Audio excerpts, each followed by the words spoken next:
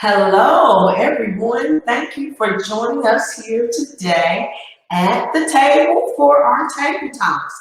My name is Martina Young, and I have with me the lovely Bernice Michelle and the awesome April Starks. All right, so thank you for coming in.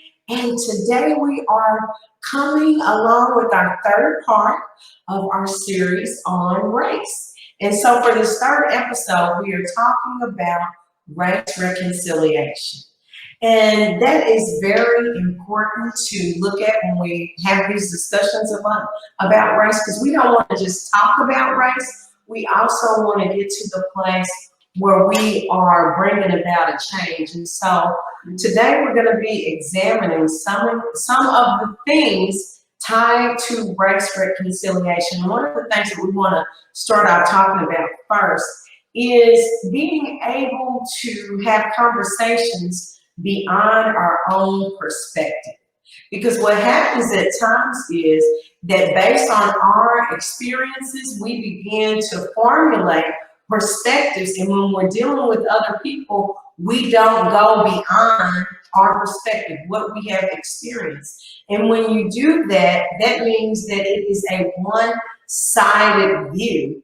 And that oftentimes I call it, and I've mentioned this in another show, about that you can't hear past your shoes. Because sometimes we can't hear past the places that we walked in. So first thing that I want to ask you all is like, what do you think we need to do like in expanding our perspective? What would you say is key in us being able to have conversations with other people beyond our perspective, beyond our experience?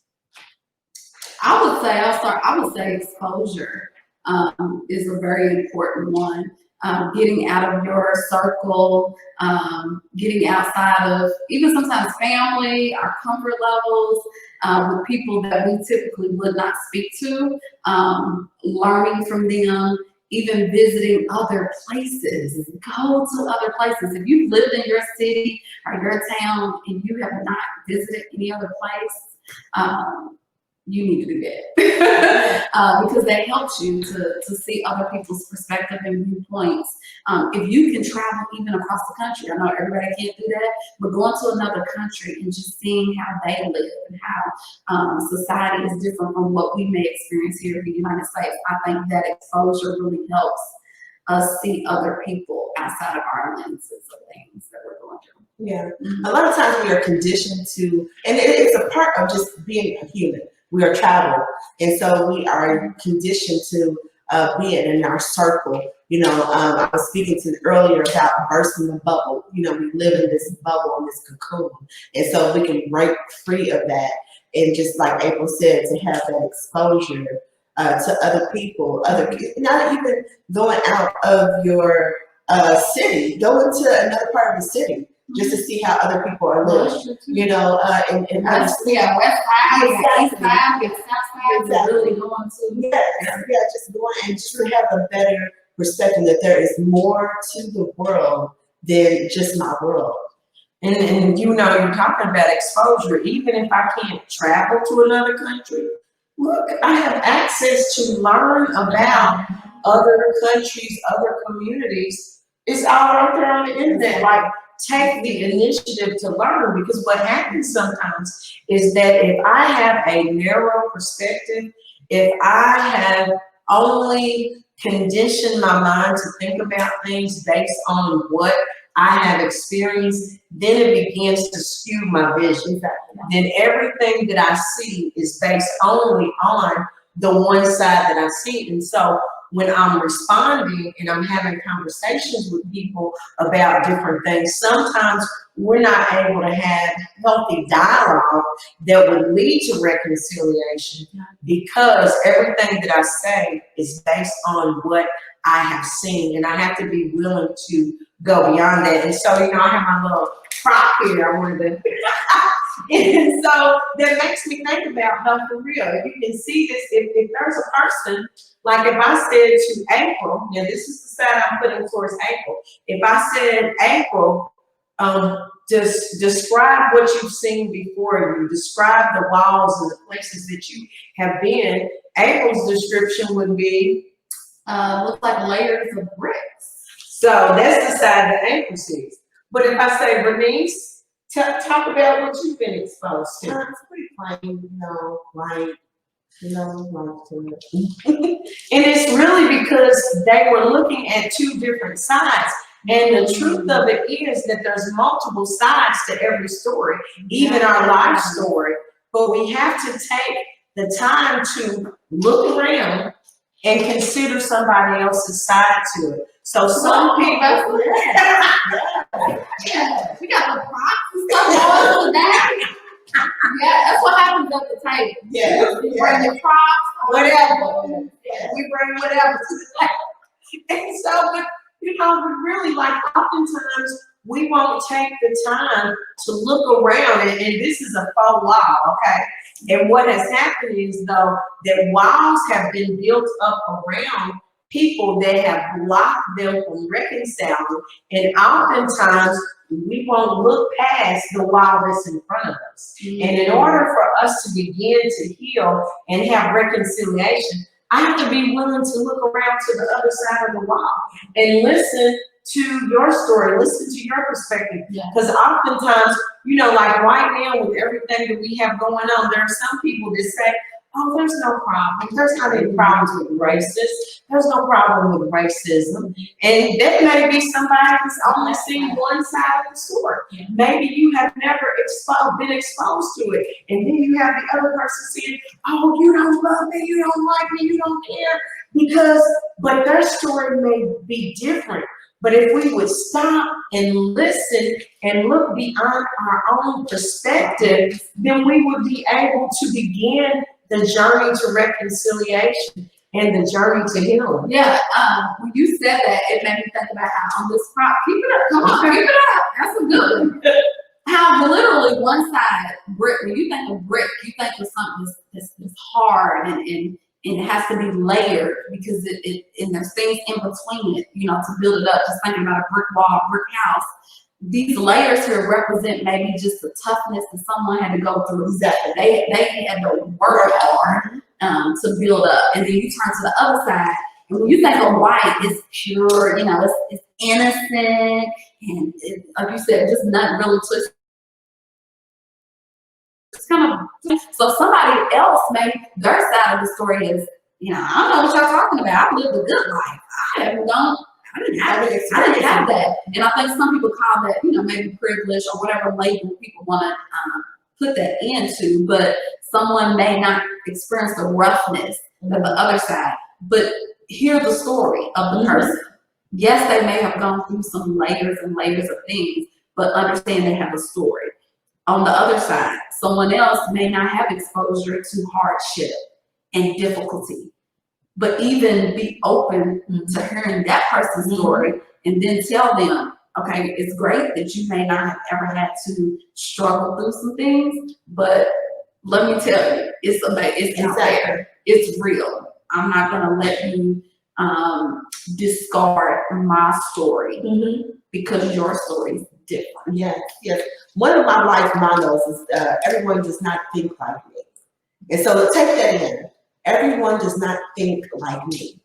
And so if you apply that, I'd say that as a protective measure to maintain our peace. Yeah. But really, we all don't think alike because we have different experiences. So out of those experiences, that's how we think. And so if we take that into account, that everyone does not really think like me because they have different experiences, that would free us up to say, so let me see how they think. Let me have a conversation. And that's where it starts. That's where reconciliation starts. Yeah, with a conversation. And in actuality, we love stories, whether you realize it or not. We just have to open ourselves up to it. That's why we love reality TV. That's why we love stuff I do. Y'all probably gonna let me, but Dateline, or if it's Cheaters, or let me some other ones that I like so much.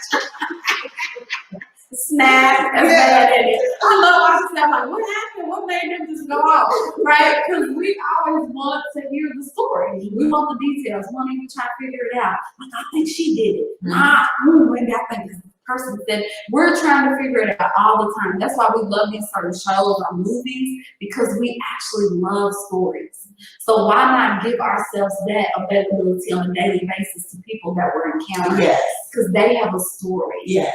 I remember some time ago, somebody at work was sharing something with me about someone else. And I was like, look, number one, you gossiping. But number two, I was like, that's a Lifetime movie. Really, that's what I told her. I said, that is a Lifetime movie. But it helped me understand that this person had a story. Mm-hmm. Even though she called herself coming to tell, I took it in with compassion. I was kind of like, that woman has a story. Mm-hmm. And I called it a Lifetime movie because it honestly reminded me of movies that I watch on Lifetime. Yeah.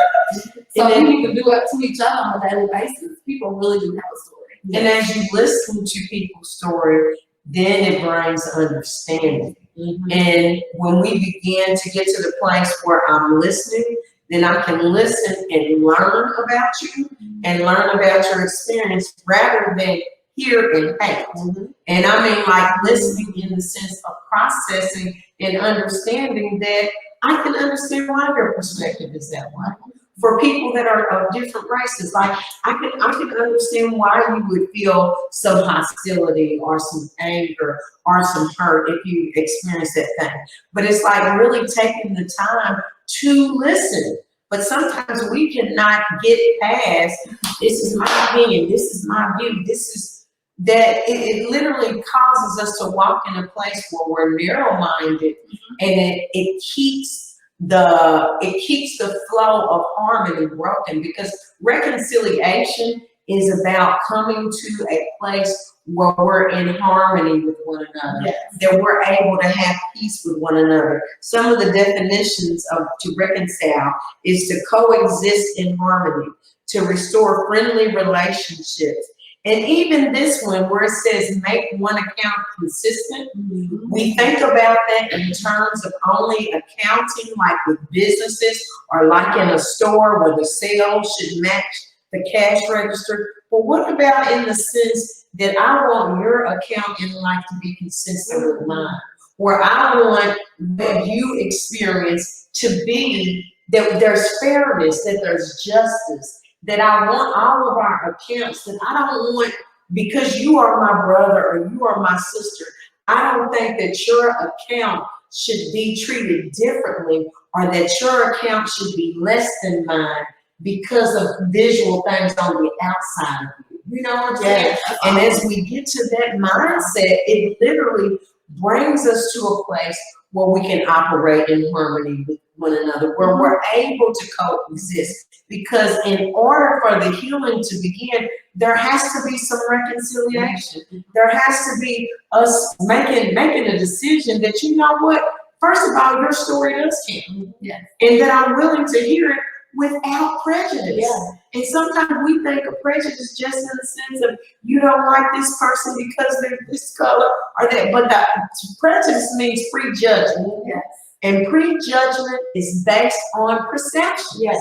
And so in order for me to drop my prejudices, I have to stop prejudging people and making a determination about them before I will stop and listen to their story. Like I need to take time and not let my vision, going back to my little, she's a brick, no, back to my little, but literally that my vision isn't limited to what I have seen. Yeah. Just because I haven't seen it doesn't mean that it does not exist. Exactly. But anyway. That's true. When you were talking about reconciling, I think about how many of us probably understand this, like on our jobs, how maybe at the end of the month or the end of the quarter or the end of the year, you have to reconcile.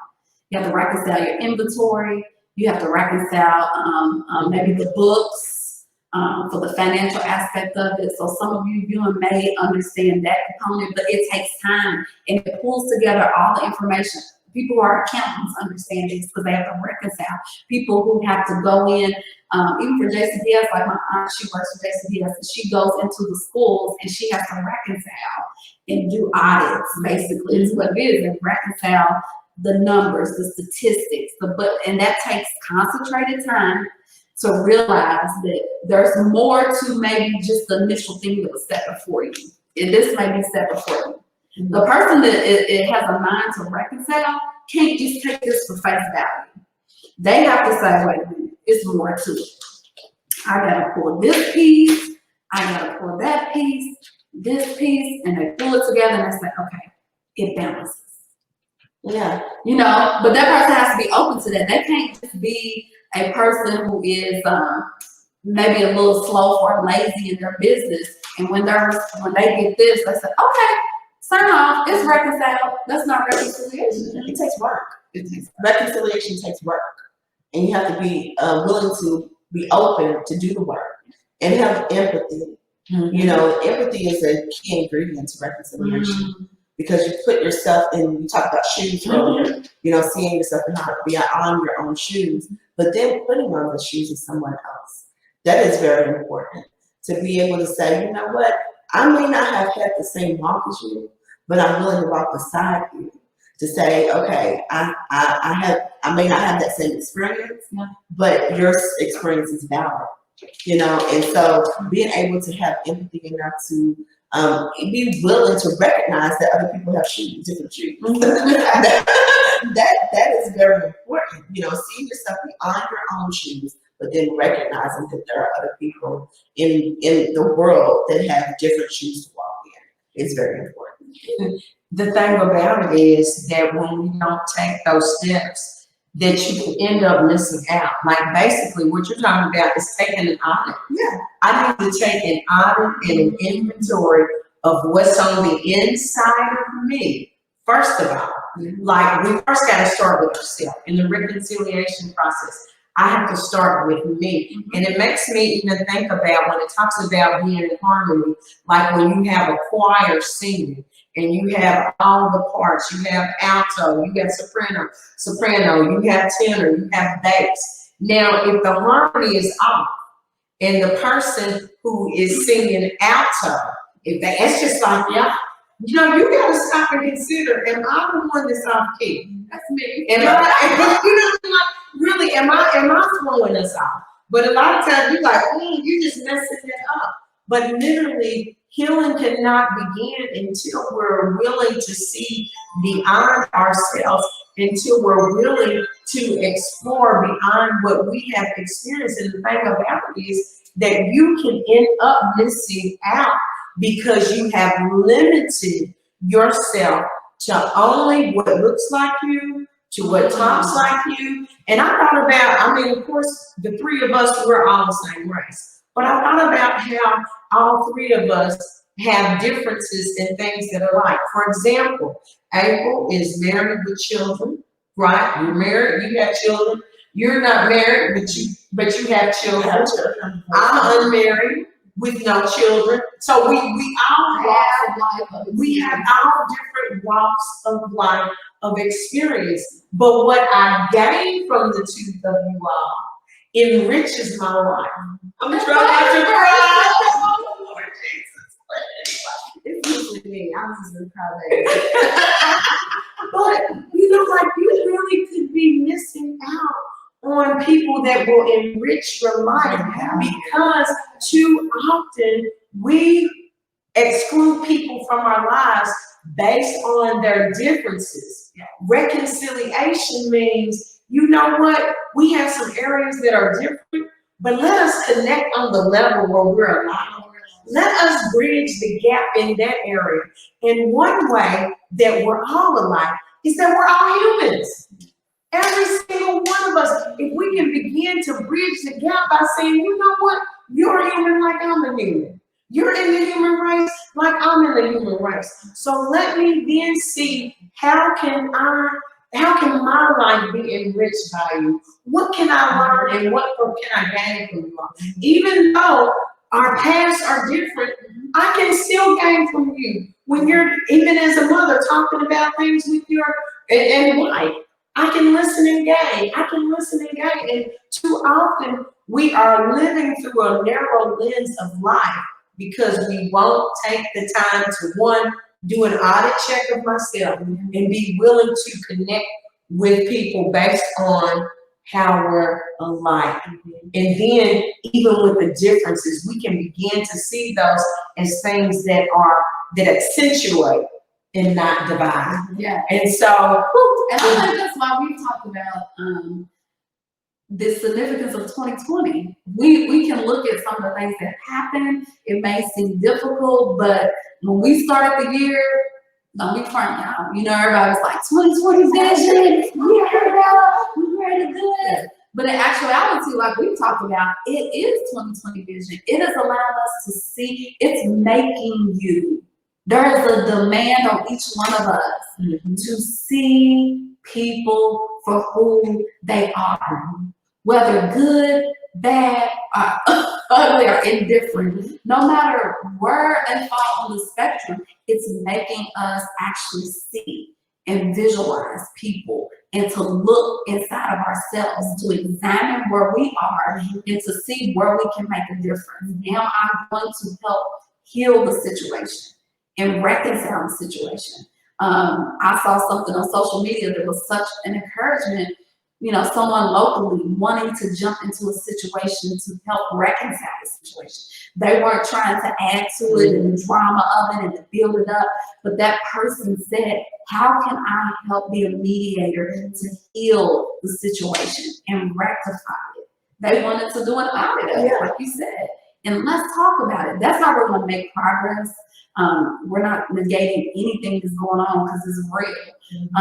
But what are the solutions to that? And one solution is to start thinking about reconciliation and how we can do that. I read something this morning. It was a really good article. I'll show this real quick. There was a man, he walked into a restaurant and he had on a Make America Great Again red hat. And the waitress was an African-American female. And she looked at the person and was like, this is about to be a mess. You know, she had her prejudgment of what was about to happen with her serving this table of three men, one man having on, one white male having on the Make America Great Again hats. And she said she proceeded, she just took a deep breath and proceeded to serve this table just like any other table. But in the back of her mind, she said she just knew that this was going to be a horrible experience. But guess what? She served like she normally serves, as a great, you know, waitress, smiled, did her thing, let her personality shine. And when that man who was paying for the ticket, it was three of them, the man that was paying for the ticket had on the red Make America Great hat, left her a note on the receipt saying, we may be from different cultural backgrounds. I'm trying to remember verbatim, but it said, you know, but you with your beautiful smile, you know, and your kind, you made a difference basically. And said, if everyone could do that, we would come together beyond our race, beyond our gender, just as humans, just like Martina just said, and it will be better. God bless you. And guess what, you all? The total of that ticket was like $77. This woman got a $450 tip for a total of like $500 and whatever was the ticket. But she got a $450 tip plus that message. So her prejudgment of him, that probably I can't tell you what her thoughts were. I mean, the article was great, but she probably had a lot of things that I would maybe even have. Here we go. Yeah, this is about to be something. Not realizing that from his perspective, it read on in the article that he's just a patriotic person, like he believes in America, but that he's not a racist. And whatever prejudgment maybe he had about her, and she killed it with kindness. She served that table like every other table. This man said, I gotta give her this too. Exactly. I was like, wow. I thought that was a good example of like that's how we heal it. Tear down the prejudgment and see into people, see their story. You know, don't judge them and treat them different. Because she could have like, here's y'all wow. Here the ticket. Hey, when you want, she could have had an attitude, but she served them just like any other table, and that pierced Kindness does something. Kindness and love. Love heals everything. I'm a proponent for love. You know, that's how she operated. And but you know, our prejudgments. Let's just talk about that just for a little bit. Yeah. You know, because we all have them. Yeah, From our experiences. You know, we come in with prejudgments, and so, but are we going to operate through those prejudgments? Are we going to push through them and have that experience and going back to the love and kindness that April spoke about? That we have to operate, and that brings us to a spirit of excellence. Yeah. You know, that we live off of. It's a lifestyle. It becomes a lifestyle. You know, make America great again. That is a slogan that has a negative connotation to it because of everything that's going on. But for some people, there has been a time that America, the idea that America was founded on. You know, the idea that all men are created equal. We are part of that created equal. You know, and so making America great again is a part of something that can be great. You know, it can be good. It can be an excellence. It can. You know, and so if we take that negative of make America great again, and our prejudgments even with that. What that means. But I'm glad you brought that up about slogans, because I think it's important for us to really also, with any slogan, even with the word Christian, sometimes you gotta ask people, what does that mean to you? Because it's different for everybody. Let's think about Black Lives Matter. Some people, when they say Black Lives Matter, they know what they mean. Like they're sincere. Some people have another connotation of what that means. Same thing with that. Make America great again. This man may have had a perception like, no, it's just a patriotic thing that I love America. But because of all the things that maybe have been pushed to what that means, I'm looking at him as the waitress like, you a racist, you whatever I've created in my mind of what that slogan means. So even with slogans, watching prejudgments, am I going to prejudge from what I've dealt with so-and-so? Or am I going to live from a lifestyle saying, let me still see into this person. Let's see what they mean by this. Let's see what their connotation or their definition is. Because sometimes people are innocent, no matter what. It can give a whole spectrum of what certain things mean. Exactly. And when you say that, like literally, some people are innocent and don't mean anything by it. And then if there were the innocent people that would not rush to judgment, we would be able to corral the ones that are coming from a negative perspective. You know what I mean?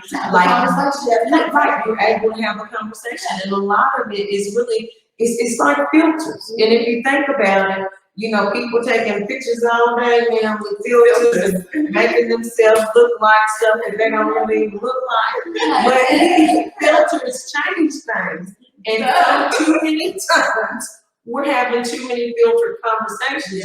Except the filter that we have is just our experience. So if you're talking to somebody, or you're listening to somebody's story, and you say, and I'm going to bring it even down to Christians. If you're a Christian and you're listening to somebody tell their story of saying that we have some racism and different things that we need to address, as a Christian that has never experienced it, it's insensitive for you to say, well, you just should pray about it. Yes, we know to pray about it. But what I'm saying is, can we, and it's not that a person who is a Christian that is working in that area is saying, oh, I'm doing this without the Lord, but you should not negate somebody else's feelings and experiences just because it's not your experience, just because it's not the way that you feel. Instead, I should be willing to have a conversation with you to gain understanding on why you feel that way.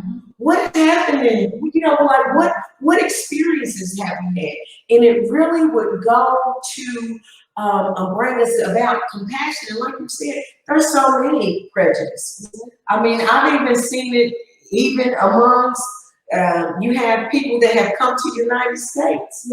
You have people that have, oftentimes you will encounter Africans that have come to the United States and feel like they are mistreated by other people that are classified as African Americans. And a lot of times, all of these different prejudices, and like you said, it's different things. We do it based on our experience. You have people that look at a single mother who has children that has not been married, and then people make a judgment about them. People ride by people on the street. You know what I mean? Yeah. And I remember, now I'm trying to draw this to a close, but I remember having this social problems class. And in the class, the professor was talking about a homeless guy who frequented downtown Louisville. And she was telling his story that he had been a successful lawyer and that one day he was leaving for work and backed over his 3-year-old child. And, you know, the child died. And he turned into an alcoholic. His wife left him. And literally he had a mental breakdown and ended up in the streets as a homeless person. And I remember listening to that thinking, you cannot even look at a homeless person and think, well, you're just this, you're just that. Everybody has a story. Something got me here. Yeah. Somehow, yes. So but the healing would begin. We would be able to be the change that we want to see, and not just make it a slogan, kind of like, be the change you want to see, let's make a difference. But literally, if we would be willing to serve as bridges, reconciliation is about being a bridge, because when you think about it, we have, and even April lives in Indiana, we live in Kentucky. In order for us to connect, we got to cross the bridge. And so we have to be willing to be the bridge that is going to close up the gap, that's going to close up the divide. And there may be some people that we talk to that listen, and there may be people that are so stuck in their ways that they don't want to hear it. But that doesn't mean I'm going to stop trying to reconcile. You know what I mean? So when I encounter the person who is whatever minded, I'm going to kick the dust off and keep going and still continue to work towards bringing us to a place where we're able to reconcile, because we're in this earth together. So we need to work towards coming together, and that starts with connecting. And after this, I'm through, but connecting based from the inside. I keep saying this, from the inside out instead of the outside in. Yeah. You know, and God, and I want to close with this, and then I'm going to ask you about for your leftovers. But one of the things that it talks about in 2 Corinthians chapter 5, verse 18, it says that Jesus Christ came to reconcile us to God, okay? And that he has given to us the ministry of reconciliation. Yeah. And some people may feel like, well, I go out and I witness in the street. But reconciliation, that should expand to even us trying to reconcile humanity, because God is love, right? God described in the word of God, he said he is love. So if I'm trying to work in the ministry of reconciliation, shouldn't I be endeavoring to birth some unity, to birth some harmony? Shouldn't I be willing to say, ooh, my altos are off? You know, Yeah, it's me. It's me. It's me. You know what I mean? And so, like, literally, what can I do to improve the quality of this sound? Yeah. And so we just really want you all to take that away today. And before we close, this time does fly by so quickly. We always like to leave you with some leftovers. So what's your leftover? Who's gonna start serving their leftovers? My leftover would just be simply to extend love. You know, just to love yourself so much that you extend that love to your neighbor. And then you are able to bridge the gap, like you said, and to be aware that everyone does not think like you, and that is okay. So because everyone does not think like you, to share their story, get their story, to see how they think, how they think, and to extend love in that conversation. Thank you for that. Good. These two, they are love. I think that's why we gel, because we have a common mind. are gonna let love. Yes, yes. You know? Yeah. So I appreciate that. Yeah. I'm gonna eat that. We love it. I'm not taking this box. I'm gonna just eat it right here. You know, if it's a gold box and you eat it before you leave the restaurant, I'm not taking it home. Yes. But this is a good topic, Martina. Thank you for hosting. But I wanna speak to those individuals who there's something in you that you probably fully didn't understand how to articulate it, but you are a bridge. You've been a bridge. You just didn't know where that fit. You didn't know how to, express what that is. But you've been a bridge. You can think right now about times that you helped bridge situations on the playground when friends were fussing at each other. You can think of times that you were at a family reunion and Aunt Susie and Uncle Frank was getting into it. You helped bridge. You just have that as a part of you.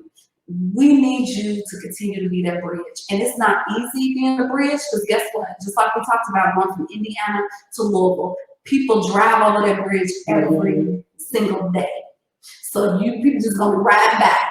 The Sherman Mint doesn't have a toll. The new bridge has a toll, right? So they're getting smart. Now we're gonna make some money off of this bridge because they know that it takes a lot to maintain it. So I'm using that example to show you as a person, there may have been times you didn't get acknowledged or paid for being walked over or ran over, for bridging the gap into something. People didn't acknowledge you. People don't recognize what's getting them across the Ohio is that bridge. And they ride past it every day and across it and think nothing of it, right? But I want you to know that God has blessed you. And just like how we go across that new bridge here locally and it clocks the people's license plate and they show up gonna send you a charge in the mail for going across that bridge, or if you have the little prepaid thing that's gonna debit your account, I want you to know that God he's clocking every single time that you let somebody cross that bridge, that you are the bridge to somebody getting to the other side, that you are the bridge that helps bring that relationship together. You are the bridge that helps heal the community, the family, relationships, individuals, groups, in your job. God is clocking it. And just know that your account is not being overlooked. God has you. So I want to encourage the bridge makers, the gap dwellers. Thank you so much for being that, and stay encouraged because we need you more than ever in these turbulent times. You know how the Ohio rises up over here in Indiana. Sometimes when it's rising, I'll be going across the bridge and it's covered the playground. It's almost halfway over to where the train tracks are. It's like high. Even in Louisville, you drive down River Road, people's houses are getting flooded when it rises. Right now, we're in that time. It's getting high. The flood waters are raging, but guess what? The bridge is still getting people across. It's still getting people across, even when it is risen. So right now, as heightened as things are, as emotions are, as the racial climate, the pandemic climate, the election climate, economic climate, everything is high. It's the Ohio's flooded right now. We need the bridges. So thank you for being a bridge to help people get to the other side of all of this that we're going through, and just stay encouraged. Look, shoot us something. If you need some encouragement, we got you. Shoot us something on our page. Put a comment on the YouTube. You can email us. Look, tabletalksllp@gmail.com. Send us an email. I'm telling you, we got you. We understand you. We feel you. And we need you to join us at this table as we help people as the bridges to get to the other side. You are part of the solution. Yes. You are part of the solution. So thank you all for joining us, and we leave you with that. And I want to say, don't describe and prescribe life only from your view, but instead be the bridge, walk the bridge, repair the bridge, acknowledge the bridge, and just keep being a bridge over troubled waters. Anyway, so we thank you, and we thank you for joining us here today for this edition of Table Talks. We love you. God bless you. Bye-bye. See you next time.